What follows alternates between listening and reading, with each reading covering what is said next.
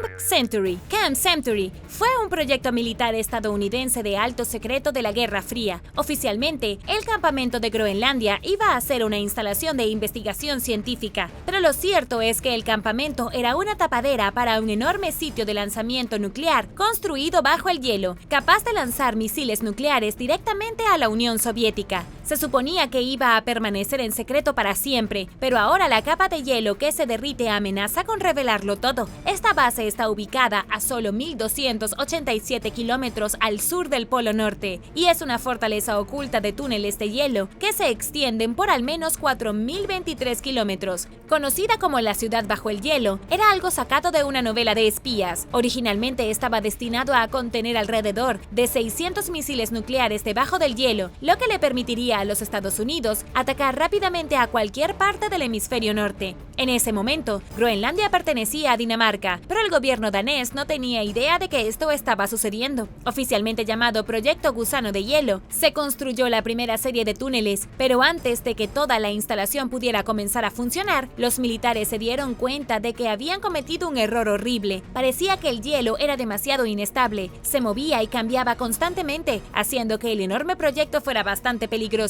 Durante los siguientes 10 años, el lugar se utilizó de forma intermitente hasta que finalmente fue abandonado. Pero antes de que los soldados se fueran, enterraron los desechos biológicos, químicos y radiactivos, pensando que quedarían congelados para siempre. Excepto que ahora gran parte del hielo se está derritiendo. Los investigadores están tratando de averiguar qué tan profundo estaba enterrado todo para poder sacarlo antes de que comience a filtrarse en el océano y en el aire. En este momento, Estados Unidos, Groenlandia y Dinamarca están tratando de averiguar qué hacer con el proyecto nuclear, que una vez fue ultrasecreto. Además de todo este dilema de Camp Century, existe otro problema que quedó de la Guerra Fría en Groenlandia. En 1968, un avión militar estadounidense se estrelló con 4 bombas nucleares a bordo. La mayor parte se limpió, pero solo se recuperaron 3 de las 4 bombas. Todavía hay una por allí y nadie sabe dónde está. Es posible que se haya derretido a través del hielo y luego se haya vuelto a congelar, pero la misión de encontrarla falló. El gobierno de los Estados Unidos reveló en documentos desclasificados que si no pudieron encontrarla, tampoco creen que nadie más lo haga. Eso es tan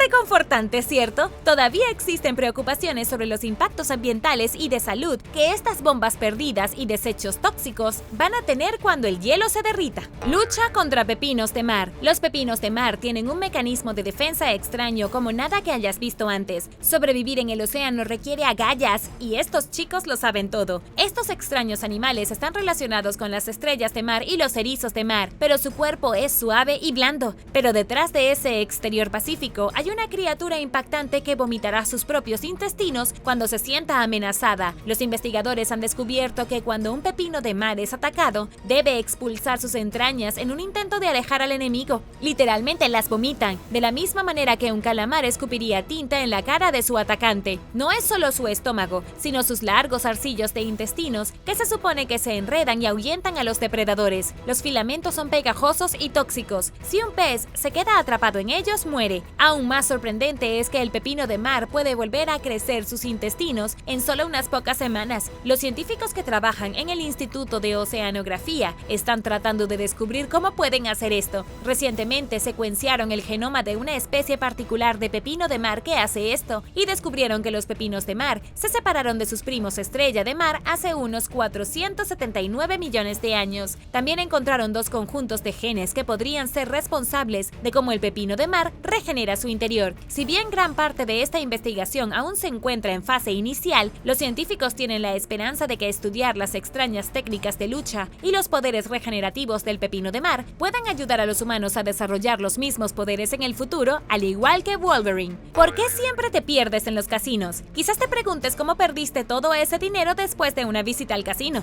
¿A dónde se fue el tiempo? ¿En dónde diablos estaba la puerta? Los casinos están diseñados específicamente para mantenerte lo más feliz y relajado posible, y es una ciencia exacta. Entre muchas otras cosas, los casinos están diseñados como un laberinto a propósito. El escritor Bill Friedman, en su libro Stripping Las Vegas, analiza la psicología del diseño de los casinos. Friedman menciona que el mejor tipo de diseño de casino es como un laberinto formado por máquinas tragamonedas, bares, juegos divertidos, tiendas y otras distracciones. El jugador intenta encontrar su camino a través de este elaborado laberinto para salir, pero una combinación de caminos cortos cortos y salidas difíciles de alcanzar, significa que es más probable que se detenga para gastar algo más de dinero. Algunos casinos están diseñados como espacios íntimos en lugar de zonas de juego del tamaño de hangares de aviones. Esto crea una sensación de comodidad junto con la confusión. Agrega todo eso a los beneficios de bebidas gratis y no es de extrañar que hayas decidido probar suerte en la máquina Megabox. Ni siquiera pudiste encontrar el camino hacia la salida, además que hace mucho calor afuera, al menos en Las Vegas, así que ¿por qué no te quedas y te relajas un poco más? $5 no te vendrán mal, ¿verdad? Tal vez nunca juegues o vayas a Las Vegas, pero ¿eso qué? Otro lugar donde puedes perderte dentro es en un centro comercial gigante. ¿Con qué frecuencia te pierdes en los centros comerciales? Eso también está diseñado a propósito. El nombre de este sentimiento se llama Gröntramper y es una palabra destinada a describir la sensación de estar perdido dentro de un centro comercial. La palabra proviene del inventor original del moderno centro comercial, un arquitecto austriaco llamado Victor Gruen. Ayudó a abrir el primer megacentro comercial en los Estados Unidos en 1956 en Minnesota. El pensamiento detrás del centro comercial original era construir un entorno que hiciera que los consumidores olvidaran dónde estaban, los desorienta y los convenciera a gastar más dinero. ¿Sientes que hay algo aquí? Los casinos y los centros comerciales están confabulados. Cuando no puedes encontrar la salida de un centro comercial y te pierdes, se llama Gröntramper, porque Victor Gruen diseñó los centros comerciales de tal manera de que la gente siempre se perdería, y esto haría que deambularan por nuevas tiendas y gastando más dinero. El hombre se hincha como un globo. Alejandro Ramos, un pescador de Perú, estalló como un globo después de un accidente de buceo. Estaba buceando en las profundidades del océano en busca de mariscos cuando un barco de carga cortó su línea de suministro de oxígeno en 2014. Perdió su única fuente de aire comprimido y corrió a la superficie del agua en un esfuerzo de salvar su vida. Increíblemente, Martínez sobrevivió, pero el cambio de la presión de su rápido ascenso dejó su cuerpo luciendo como el de Popeye, con el pecho y los brazos enormemente hinchados que pesaban 30 kilogramos en su cuerpo. Se cree que los efectos extraños e insoportablemente dolorosos fueron causados por la hinchazón de nitrógeno en el cuerpo del hombre. El nitrógeno se comprime dentro del cuerpo de un buceador cuando se expone a una mayor presión de agua. El nitrógeno se vuelve a expandir a medida que el buceador sube a la superficie y si se hace demasiado rápido puede bloquear la sangre y provoca una condición peligrosa llamada síndrome de descompresión. Cuando Martínez perdió su suministro de oxígeno, no pudo darse el lujo de salir a salvo del agua. Esto es extremadamente peligroso. El síndrome de descompresión puede causar parálisis o la muerte si hay burbujas de oxígeno en el cerebro y pueden causar daño extremo en los tejidos y nervios. Las fotos tomadas 4 años después del accidente muestran que, lamentablemente, el daño al cuerpo de Martínez es permanente. Dice que le duelen los huesos y que su pecho silba cuando respira. Permaneció encerrado en casa durante mucho tiempo después, sin poder pagar el tratamiento médico adecuado y sintiéndose demasiado avergonzado por su apariencia para irse. En un momento, Martínez incluso trató de suicidarse. Afortunadamente, un especialista en medicina subacuática se enteró del caso del hombre, lo examinó y se ofreció como voluntario para proporcionar los tratamientos necesarios para iniciar un largo camino hacia la recuperación. Martínez dijo: "Hay una luz al final del túnel. Tal vez algún día vuelva a bucear y vea las islas".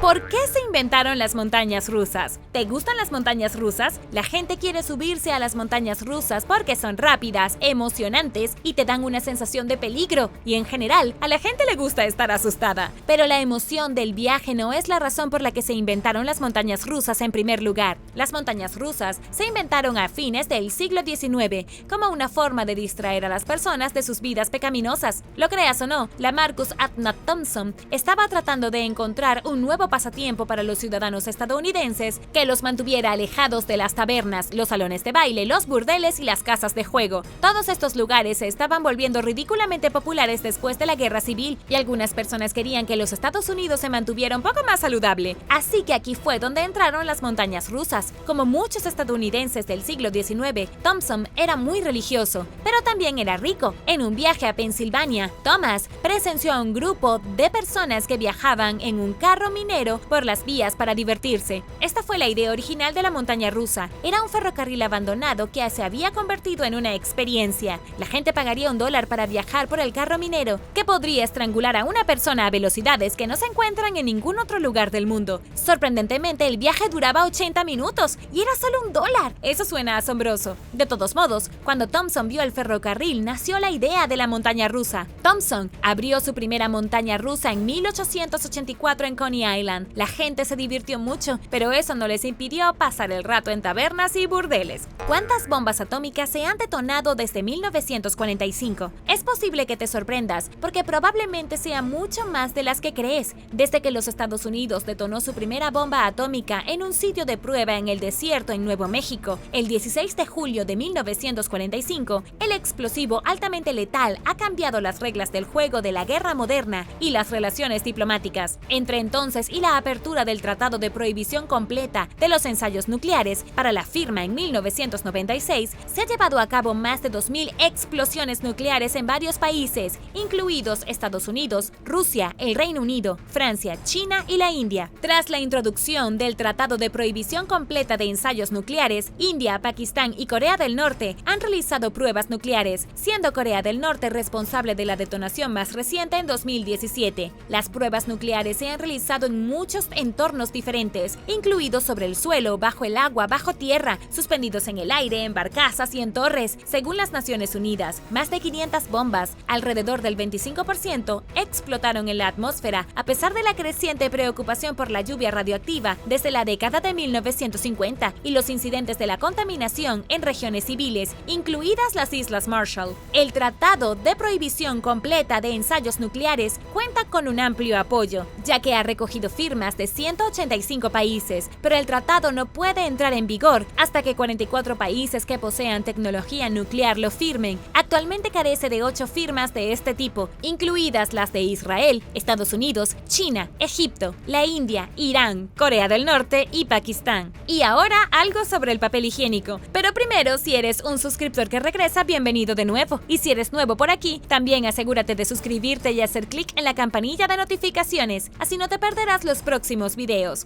¿Qué usaba la gente antes del papel higiénico? Esta es una pregunta que la mayoría de la gente se ha hecho en privado, pero es posible que hayas sido demasiado tímido para buscarla en Google. Pero no te preocupes, ya lo hicimos por ti para mantener limpio tu historial de navegación. La respuesta es muchas cosas. El papel higiénico moderno no estuvo disponible en los Estados Unidos, al menos hasta mediados del siglo XIX, y ahora no podemos vivir sin él. Solo mira lo que sucedió en 2020. Los primeros relatos históricos sobre el uso de fajos de tejido provienen de China en el siglo VI. En el Medio Oriente y la India, tradicionalmente la gente no usaba nada más que agua y su mano izquierda. La misma tradición continúa en Europa, donde incluso ahora algunos países todavía instalan bides en todos los baños. En Japón se usaron palos planos. En la antigua Grecia usaban fragmentos de cerámica y se movían de izquierda a derecha. Luego tenemos a los antiguos romanos, que usaban una letrina pública con una esponja sujeta con un palo, como una lufa. La esponja de mar se sumergía en un balde de agua salada o vinagre y luego la enjuagabas y la dejabas en el balde para la siguiente persona. Todos usaban la misma esponja.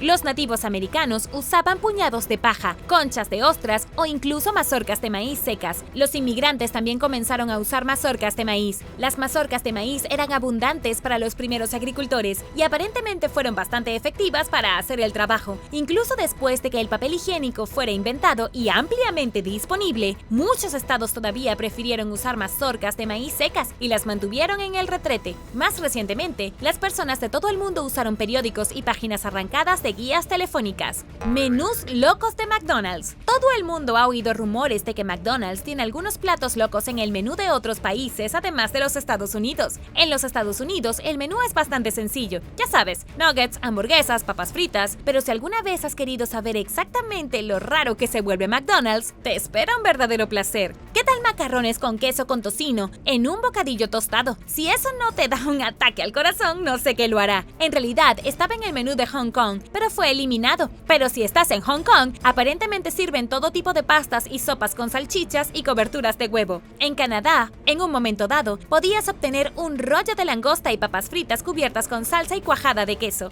China tiene todo tipo de cosas. Por alguna extraña razón, parece que pensaron que a las hamburguesas les faltaba algo, así que decidieron agregar una cucharada de puré de papa dentro de la hamburguesa. ¿Alguien más desea más carbohidratos? Tienen cosas divertidas como tarta de piña y tarta de de taro, que es una verdura morada que sabe como batata. Ahora tengo muchas ganas de probar eso. También tenían hamburguesas blancas y negras, donde los bollos eran solo eso, negros o blancos. El pan de hamburguesa negro se hacía con tinta de calamar. En Japón se puede obtener una hamburguesa de camarones filet o, que es literalmente una hamburguesa rellena de camarones en lugar de carne de res. También batidos con sabor a plátano y papas fritas cubiertas de chocolate. ¿Y los McNoodles? En Austria, McDonald's sirvió un plato salteado lleno de fideos y vegetales importados de Tailandia. Hay un helado de albaricoque en Turquía, espinacas vegetarianas y pepitas de queso en Italia, McCurry pan en India, con pollo y verduras en salsa de curry, servido en pan rectangular, un estofado de papilla blanca en Malasia, incluso una hamburguesa McRice, donde el pan en realidad está hecho de pasteles de arroz en Filipinas. Podría ser un poco crujiente para mí. Lo que sea, probablemente en un McDonald's en alguna parte has probado. ¿Qué es lo más loco que hayas visto en un McDonald's? ¿Algo especial que quisieras probar? Déjame saberlo abajo en los comentarios. El Sol está alejando a los planetas. Con más de 100 veces más ancho que la Tierra y casi 300.000 veces la masa de nuestro planeta, el Sol es casi incomprensiblemente masivo, tanto que, de hecho, cabrían 1 millón de tierras en su interior. Entonces, los 4 a 6 millones de toneladas de masa por segundo que arroja el Sol no es una gran cantidad, pero nos parece mucho. El Sol pierde masa de dos maneras: a través de la fusión solar, al convertir la masa en energía que se transforma en luz y calienta la Tierra, y a través de su viento solar, una corriente de partículas subatómicas que se alejan del Sol. En consecuencia, a medida que la masa del Sol disminuye, también lo hace su atracción gravitacional sobre los planetas, lo que hace que se alejen un poco más. Si el Sol pierde el 1% de su masa, la órbita de la Tierra aumenta en un 1%. Pero que nadie entre en pánico. Esto sucede tan lentamente que incluso los científicos tienen dificultades para medir los cambios. La Tierra tardaría 65.000 años en alejarse 1 kilómetro del Sol. Además de eso, desde que surgió hace 4.500 millones de años, el Sol solo ha perdido una pequeña fracción de su masa, aunque probablemente hubo momentos en que estaba perdiendo más masa que ahora. Cataratas del Niágara versus piel de naranja. ¿Alguna vez has mirado una catarata y has pensado: ¡wow! Me pregunto si podría bajar en un barril? Por alguna razón, a los temerarios les encanta hacer eso. La primera persona en hacerlo y sobrevivir fue Annie Taylor en 1901. Bajó las cataratas del Niágara en un barril de madera hermético. La segunda persona fue Bobby Leach. Dio el paso en 1911 dentro de un gran barril de acero. Se rompió las dos rótulas y se fracturó la mandíbula, pero se recuperó durante una estadía de 6 meses en el hospital y se convirtió en un artista del Barnum and Bailey Circus. Pero las acrobacias del circo resultaron demasiado mundanas para el temerario, y Leach finalmente reanudó las locas acrobacias por las que se había hecho famoso en todo el mundo. Sin embargo, sorprendentemente, se le recuerda por algo más: su muerte. Mientras estaba en gira por Nueva Zelanda en 1926, Leach se resbaló con una cáscara de naranja y se rompió la pierna. La herida del hombre de 68 años pronto se infectó y se volvió gangrenosa, y su pierna tuvo que ser amputada. Leach nunca se recuperó del incidente. De hecho, su salud se deterioró rápidamente y 2 meses después murió. Desafió la muerte cientos de veces solo para ser derribado por una cáscara de naranja. El loro del expresidente Andrew Jackson. Los presidentes de los Estados Unidos casi siempre tienen una mascota de algún tipo, pero el expresidente Andrew Jackson tenía un loro mal hablado. Con el nombre de Paul, el gris africano fue originalmente un regalo para su esposa Rachel, pero ella falleció, dejando al pájaro al cuidado de Old Hickory. Nadie sabe con certeza qué sucedió, pero en algún momento, Paul, el loro, comenzó a maldecir como un marinero. Aunque puede que esto no sea tan sorprendente, dado que Andrew Jackson también tenía fama de ser duro y tener un mal genio. El loro fue uno de los miles que asistieron al funeral de Jackson después de su fallecimiento en 1845, y según los informes, no presentó sus respetos muy bien. Mientras todos estaban reunidos, el loro comenzó a maldecir en voz alta, lanzando malas palabras de izquierda a derecha. Todos se sorprendieron y hubo que sacar al pájaro. Se desconoce qué pasó con Paul después de la muerte de Jackson. Culto a las galletas. La mayoría de la gente nunca ha oído hablar de Sylvester Graham, un ministro de principios del siglo XIX con una severa aversión al sexo y la masturbación, pero casi todo el mundo conoce su invento, la galleta Graham. De hecho, creó la galleta en un esfuerzo por frenar los impulsos lujuriosos de la gente, creyendo que el consumo de ciertas sustancias y alimentos, incluido el alcohol, el azúcar y la carne, da lugar a ciertos comportamientos. Graham abogó por una dieta estrictamente completamente vegetarianas, sin harina procesada y especias. En ese momento, las típicas galletas saladas eran azucaradas y procesadas. Como alternativa, Graham inventó una galleta hecha de salvado, germen de trigo y harina de trigo sin procesar. La merienda y la dieta antisexo de Graham en general se hicieron sorprendentemente populares, atrayendo a un culto de personas que se mudaron a pensiones para practicar el estilo de vida prescrito. Se hicieron conocidos como los Grahamitas y se involucraron en numerosas costumbres extrañas en nombre de la salud, incluidas duchas frías y dormir en colchones duros. Sin embargo, el movimiento de Graham duró poco, ya que sus seguidores se distanciaron del extraño sistema de creencias poco después de su muerte a los 57 años. Probablemente se retorció en su tumba cuando se enteró que la National Biscuit Company obtuvo los derechos de su receta de galletas saladas en 1898 y decidió endulzarlas con miel. Eventualmente se convirtieron en galletas Graham que conocemos y amamos hoy, pero se utilizan una variedad de golosinas que el propio Graham había desaprobado, incluidas las masas de pastel, sin mencionar que ahora existen variedades de galletas Graham de canela y chocolate que serían estrictamente prohibidas según los estándares del ministro convertido en gurú del estilo de vida. Gracias por ver el video. ¿Cuál de todos estos hechos te pareció más interesante? Déjame saberlo abajo en los comentarios. Y no olvides darle me gusta al video. Asegúrate de suscribirte antes de irte y nos vemos la próxima vez.